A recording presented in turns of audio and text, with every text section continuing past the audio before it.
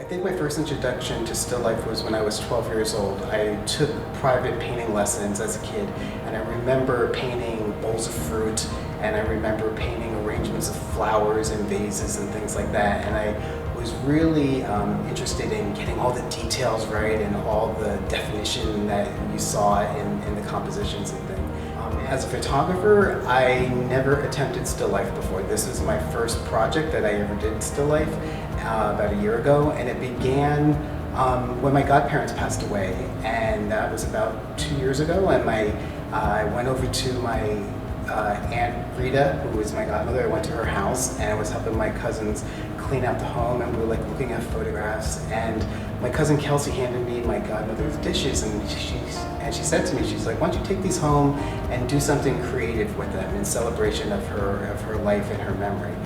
And so I was like, yeah, maybe I can do something with the still lifes and see what I can come up with. So the oranges were the first image that I made with still life using my Aunt Rita's dishes, and that still life in particular is probably one of the very special ones to me because it was my Aunt Rita and I loved her so much. So I wanted to play around with the perspective, and it wasn't until I actually had my Aunt Rita's dishes on my desk, I actually looked down and I was like, oh, this is kind of a cool angle, and I stood up on the desk and I took a quick little shot down of the dishes, and I liked what I saw. I liked that the perspective was different. It reminded me of a recipe book, that like when you're looking at recipes and they're cooking and you see things from up above, that's what it reminded me of. So I think those associations with food was like a happy memory for me. So many of the plates were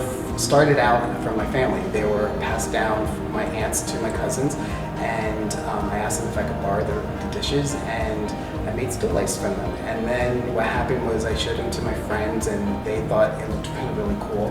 And they said, hey, I have my grandmother's plates, or I have my great aunt's dishes. Do you want to photograph them? So I would, borrow their dishes. And it just kind of took off from that. People seeing it and said, oh, I have my aunt's dishes or my mom's dishes, would you photograph them? So what I learned from it, or what I saw from it, is when I finished it and I actually showed the person who gave me the dishes the actual photograph, there was like this sense of pride in their eyes that, here I'm taking this family heirloom and I'm making it into art, and it's a way to celebrate that person's life. And that had a good feeling. That's the exact same feeling I had when I photographed my godmother's dishes.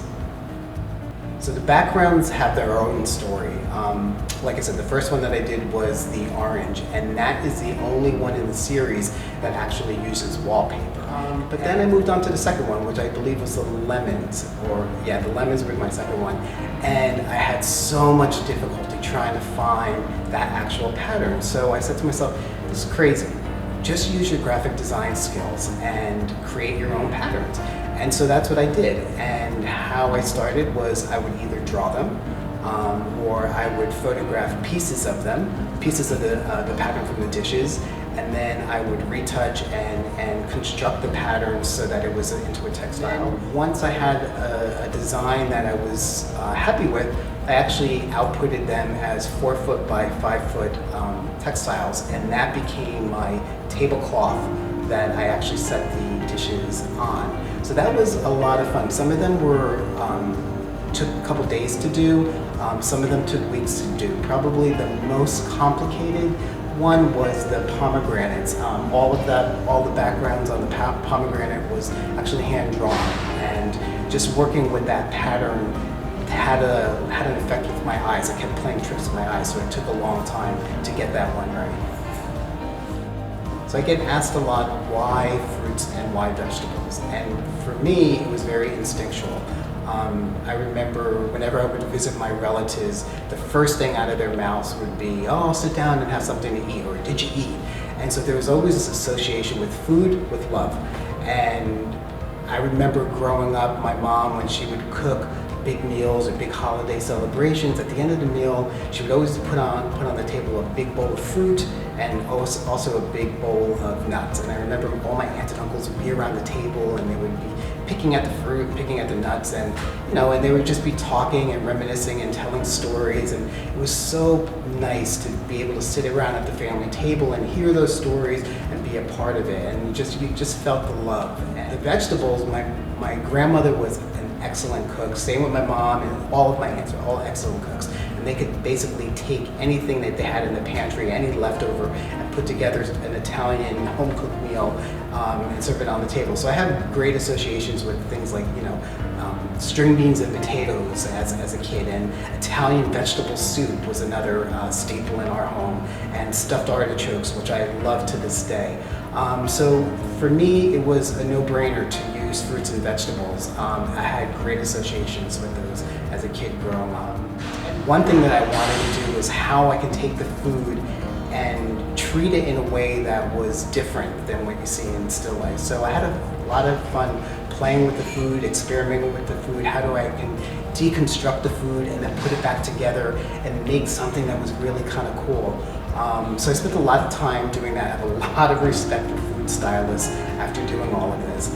And one of the things that I wanted to achieve with the styling of the food is how the viewer's eye enters into the photograph. I wanted to take them on a journey. So there was a lot of rhythm and fluidity in the positioning of the food, so that when you look at the photograph, you come in from the top and then you move your way down to the bottom and then move your back way up into the top of the photograph. So that was all intentional, to have this rhythm and this movement to the placement of the food as I deconstructed it.